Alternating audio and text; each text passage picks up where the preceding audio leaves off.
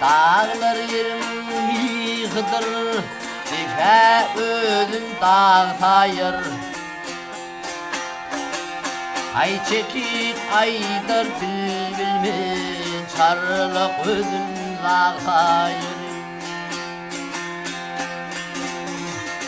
Ay gücünden kuvvatından, Dünyanın nobatından.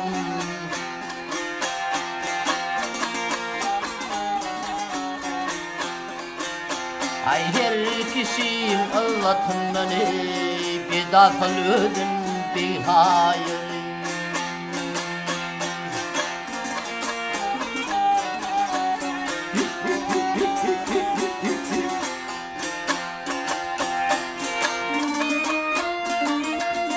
Hep nadanına bilmenime, bir kemine kul benim.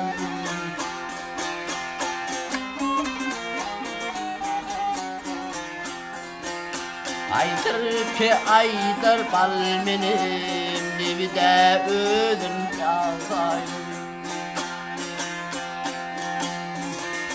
Ay mağıtım ulu bir kuldur, Kulluğuna kayılır. Ay akmak ödün akıllı değil, Tente ödün sağayır.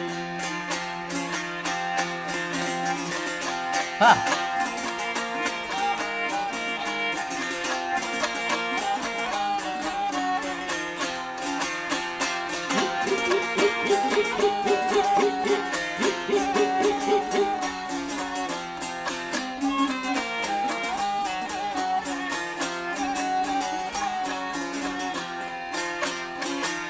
Ay akmak ödün akıllı değil, Tente ödün sağayır.